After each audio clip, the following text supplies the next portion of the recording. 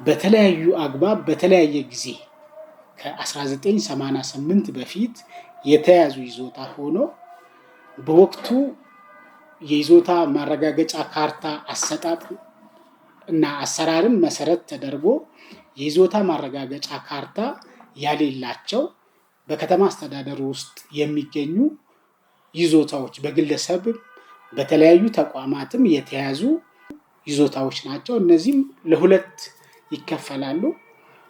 አንደኛው ከአዋጅ በፊት የምንላቸው ከአዋጅ 47/67 በፊት የነበሩ በ1967 የትርፍ ከተማ ቦታና ከተማ ቤትን ለመውረስ በወጣው አዋጅ መሰረት ተደርጎ ከዛ በፊት የነበሩና ከዛ በፊት በኋላ ያሉ ብለን እንከፍላቸዋለን። በጥቅሉ ግን ከ1988 በፊት ያሉ ይዞታዎችን ሰነድ አልባ ብለን እንጠቅሳቸዋለን፣ ካርታ የሌላቸውን ማለት ነው።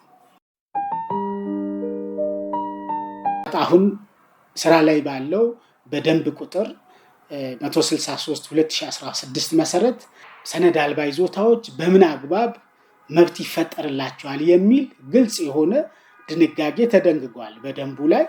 እነዚህን መስፈርቶች አሟልቶ ከተገኘ ህጉን መሰረት ተደርጎ አሰራርን ጠብቆ መብት ይፈጠርላቸዋል። ነገር ግን በደንቡ ላይ የተቀመጡ መስፈርቶችን ያላሟሉ ከሆነ መብት የሚፈጠርበት አሰራር የማያሟሉ ከሆነ መብት ላይፈጠርላቸው ይችላል። ሰነድ አልባ በሙሉ መብት ይፈጠርላቸዋል ማለት አይደለም። በዚህ አግባብ ደንቡ ላይ የተቀመጡትን ቅድመ ሁኔታዎች አስቀምጧል።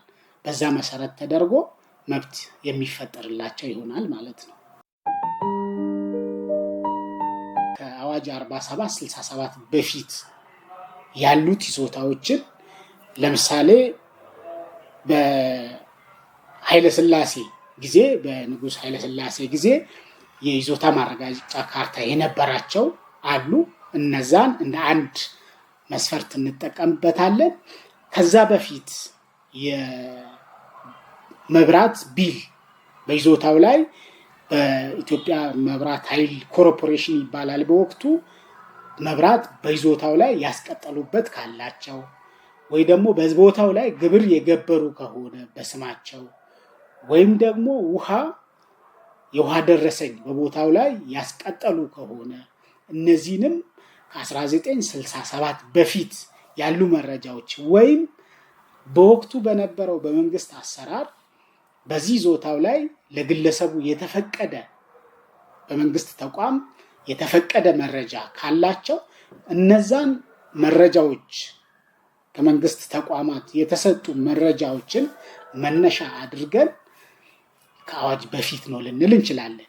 ከአዋጅ በኋላ የምንላቸውን አሁን በጠቀስኳቸው አግባብ ከአዋጅ በኋላ ሆኖ እስከ 1988 መነሻ የተደረገው በነበረው አሰራር በ1988 የአየር በረራ ወይ ደግሞ የአየር ካርታ የተወሰደበት ጊዜ ስለነበረ በወቅቱ አየር ካርታ ላይ ነበሩ ወይስ የሉም የሚል መነሻ ይደረግና ከዛ በኋላ ደግሞ ሰነዶችን ሬፈር እናደርጋለን ማለት ነው። ሰነዶችን በይዞታው ላይ ያላቸውን ሰነድ ትሬስ አድርገን ለሁለት አሰራር ከፍለን መስተንግዶ እንሰጣቸዋለን ማለት ነው።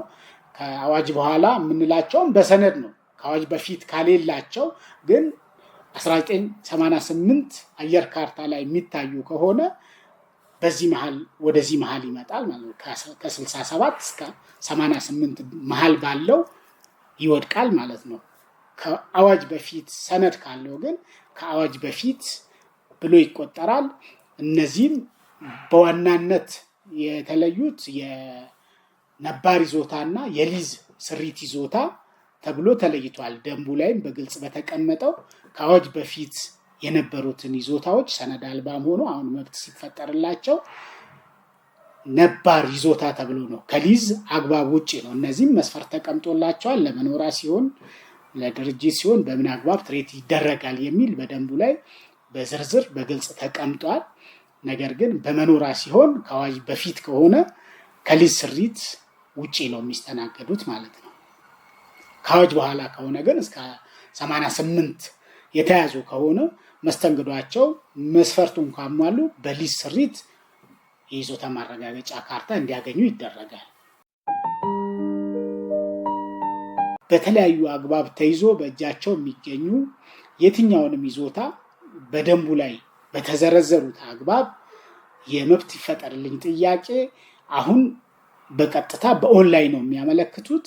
በኦንላይን በኢንተርኔት ቤት ይችላሉ፣ በራሳቸው በግል ስልካቸው ይችላሉ፣ ወይም ደግሞ በግል ኮምፒውተራቸው ስለሚችሉ በቤታቸው ሆኖ መጀመሪያ ማህደር መኖሩን ካረጋገጡ በኋላ ማህደር ተደራጅቶላቸው በክፍለ ከተማ የሚገኝ ከሆነ ለነዚህ ይዞታቸው መብት ይፈጠርልኝ ጥያቄ ማቅረብ ይችላሉ።